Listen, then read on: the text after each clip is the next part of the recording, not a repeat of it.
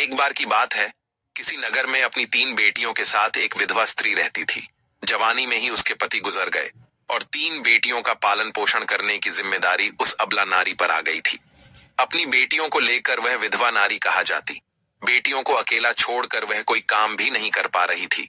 ऊपर से समाज की उल्टी सीधी बातें उसे सुननी पड़ती थी। बेबस लाचार उस महिला का कोई सहारा नहीं था। वह अपने पति को याद करके उन बच्चियों को जैसे तैसे पाल रही थी। फिर एक दिन वह अत्यधिक चिंता करने के कारण में बीमार पड़ गई थी। ऊपर से उन बच्चियों की चिंता थी कि इनका क्या होगा, कैसे इनका पालन पोषण होगा। इन्हीं बातों को सोच सोच कर एक दिन उसकी तबीयत बिगड़ गई और उसका अंत समय निकट आ गया। मृत्यु के समय यमराज का एक दूत उस विधवा स्त्री के प्राण लेने के लिए उसके पास पहुंच गए। यम का दूत उस स्त्री के प्राण लेने के लिए ही आया था, किंतु वहां का नजारा देखकर वे द्विधा में पड़ गया। उसने देखा कि वह विधवा स्त्री जमीन पर अचेत अवस्था में पड़ी है और उसकी 3 बेटियां उसके पास बैठकर रो रही हैं। यह दृश्य देखकर उस यम के दूत को बहुत दया आई। उससे उन छोटी बच्चियों की दशा देखी नहीं गई। वह सोचने लगा कि यदि मैं इस स्त्री के प्राण लेकर यमपुरी चला गया तो ये बच्चियां बेसहारा हो जाएंगी। इन्हें सहारा कौन देगा, इनका पालन पोषण कौन करेगा। फिर कुछ देर तक सोचने के बाद यम का दूत उस विधवा स्त्री के प्राण लिए बगैर ही यमलोक लौट गया। यमलोक पहुंचने के बाद यमपुरी के राजा यमराज ने उससे पूछा कि तुम खाली हाथ क्यों आ गए? तुम तो उस विधवा स्त्री के प्राण लेने के लिए गए थे। तब उस यमदूत ने कहा, हे स्वामी, मेरी भूल को क्षमा करो। मैं चाहकर भी उस स्त्री के प्राण न ले सका। मेरी जगह पर अगर आप भी होते तो शायद आप भी उस स्त्री को जीवन दान दे देते। मुझसे उस विधवा स्त्री की मासूम बच्चियों का दुख देखा नहीं गया। जब मैं प्राण लेने गया तो मैंने देखा कि उस विधवा स्त्री की 3 छोटी छोटी बच्चियां हैं और वे सभी उनकी मां के शरीर से लिपटकर रो रही थीं। यदि मैं उस स्त्री के प्राण लेकर चला आता तो उन बच्चियों की देखभाल कौन करता, उन्हें भोजन कौन कराता। मृत्यु लोक पर रहने वाले मनुष्य अत्यंत स्वार्थी और मतलबी है। कोई भी उन बच्चियों की मदद नहीं करता। यमदूत बोला, हे धर्मराज, मेरी आपसे विनती है कि आप उस विधवा स्त्री को कुछ समय के लिए जीवन दान प्रदान कीजिए ताकि वह अपनी बच्चियों को पाल पोस कर बड़ा कर सके। यमदूत की ऐसी बातें सुनकर धर्मराज ने कहा, हे दूत, इस संसार के सभी प्राणियों की मृत्यु निश्चित किए गए समय पर ही होती है। न कोई किसी की आयु घटा सकता है और न कोई बढ़ा सकता है। न तुम किसी को जीवन दे सकते हो और न समय से पहले किसी के प्राण ले सकते हो। जिसके भाग्य में जो लिखा होता है वह उचित ही होता है। तुम किसी के भाग्य को बदल नहीं सकते। तुमने आज सृष्टि के नियमों का उल्लंघन किया है। तुमने बहुत बड़ा अपराध किया है, इसीलिए तुम्हें इसका दंड अवश्य भोगना पड़ेगा। जाओ, अब तुम पृथ्वी लोक पर मनुष्य के रूप में जन्म लो और अपने द्वारा किए गए अपराध का दंड भोगो।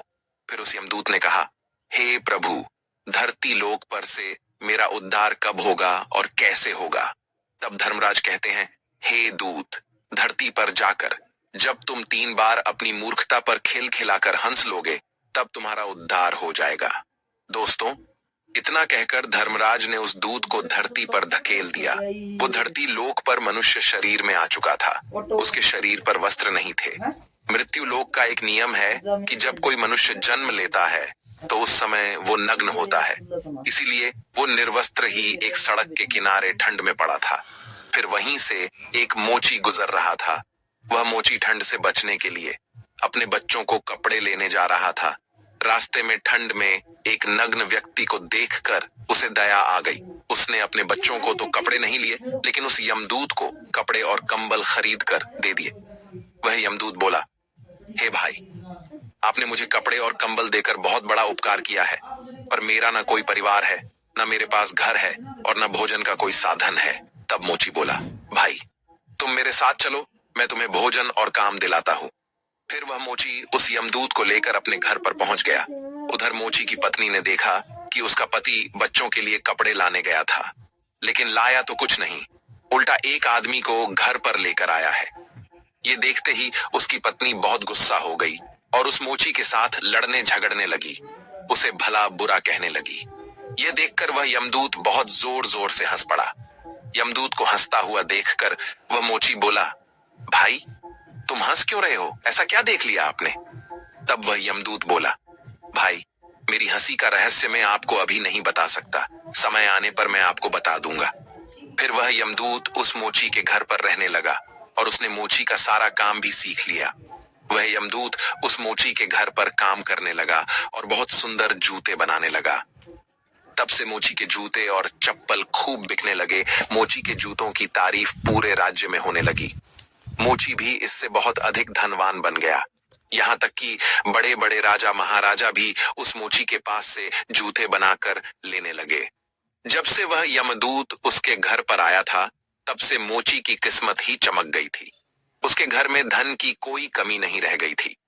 फिर एक दिन अचानक राजा का एक सैनिक चमड़ा लेकर मोची के पास आया और बोला, देखो मोची, हमारे महाराज इसी चमड़े से बने जूते पहनना चाहते हैं। ये चमड़ा बहुत कीमती है, तो इसके ठीक से एक जोड़ी जूते तैयार करके दो। ये चमड़ा बिल्कुल भी खराब नहीं होना चाहिए। ध्यान रहे, इस चमड़े से अच्छे जूते बनाओ। राजा का सैनिक मोची को वह चमड़ा देकर वहां से चला गया। इधर मोची ने भी यमदूत को समझा दिया कि देखो, ये महाराज के जूते हैं, इसमें कोई गलती मत करना। चमड़ा बहुत कीमती है, इसीलिए इसे खराब मत करना। राजा को जूते चाहिए, इसीलिए तुम इसके जूते ही बनवा देना। गलती से यदि चप्पल बना दी तो राजा बहुत गुस्सा हो जाएंगे और हमें कठोर सजा मिलेगा। मोची के इतना समझाने के बावजूद भी उस यमदूत ने जानबूझकर उस चमड़े की चप्पल बना दी।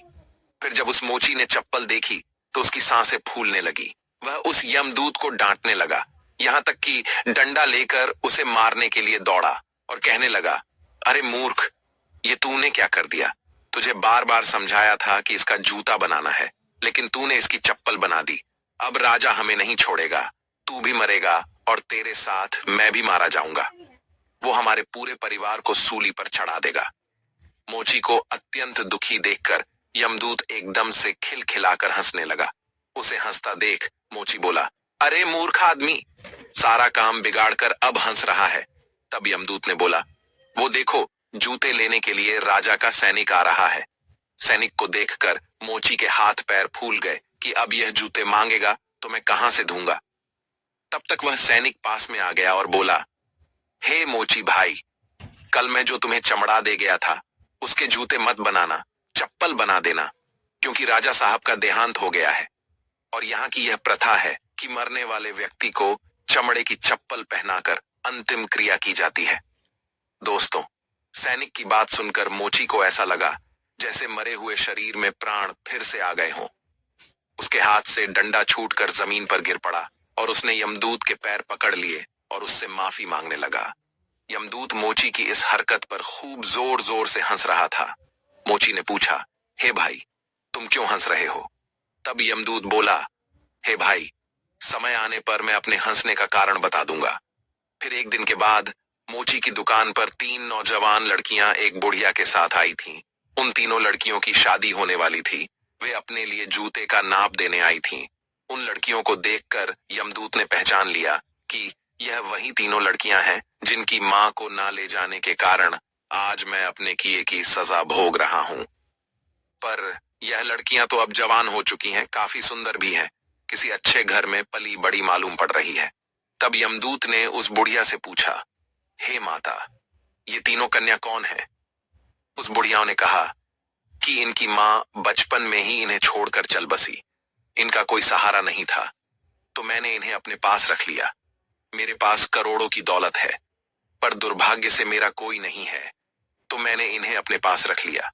इन्हें पढ़ाया लिखाया, इनकी परवरिश की। आज बहुत ही ऊंचे घराने में इनका विवाह करने जा रही हूं। लड़कियों का भाग्य देखकर यमदूत सोचने लगा कि परमात्मा जो करता है अच्छा ही करता है। यदि उस समय इनकी मां नहीं मरती तो ये तीनों भयानक गरीबी भुखमरी में पड़ी रहती। इनकी मां के मरने के कारण लड़कियां बहुत बड़े घरों की बहुएं बनने जा रही हैं और इस बुढ़िया की करोड़ों की संपत्ति का मालिक भी बन चुकी है। ये बात सोचकर पहले की अपनी मूर्खता को याद करके वह यमदूत जोर जोर से हंसने लगा। अब वो 3 बार हंस चुका था। यमदूत को हंसता देख मोची ने पूछा, हे भाई, अब तुम किस लिए हंस रहे हो? कृपया अपनी हंसी का रहस्य समझाओ। तब यमदूत बोला, हे भाई, मैं 3 बार हंस चुका हूं, अब मैं तुम्हें अपनी हंसी का कारण बताता हूं, सुनो। मैं एक यमदूत हूं। अभी अभी जो 3 लड़कियां जूते का नाप देने आई थीं, जब यह तीनों छोटी थीं, तो इनकी मां मर गई। इन तीनों लड़कियों पर तरस खाकर मैं इनकी मां के प्राण नहीं ले गया। उसी कारण से धर्मराज ने मुझे श्राप देकर धरती पर भेज दिया। मैं निर्वस्त्र एक सड़क किनारे पड़ा था।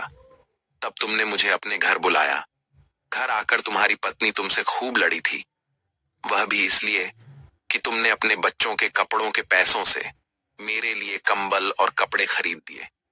तब मैं पहली बार तुम्हारी पत्नी को देखकर बहुत हंसा था।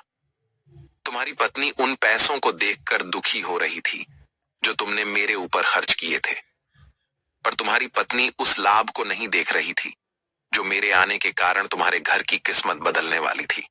दूसरी बार मुझे हंसी तुम्हारी मूर्खता को देखकर आई जब तुम मुझे राजा के लिए जूतों की जगह पर चप्पल बनाने के लिए डांट रहे थे। तुम केवल उस राजा के जूतों के बारे में सोच रहे थे, किंतु तुम्हें यह पता नहीं था कि राजा के साथ क्या घटना घट गई। पूरे गांव को पता चल गया था कि राजा की मृत्यु हो चुकी है, लेकिन तुम्हारा ध्यान तो राजा के जूतों पर ही था। हम वही देखकर या सोचकर हर्ष मनाते हैं जो हम देखते हैं, पर हम उसे नहीं देख पाते जो हमें दिखाई नहीं देता, पर होने वाला वही होता है।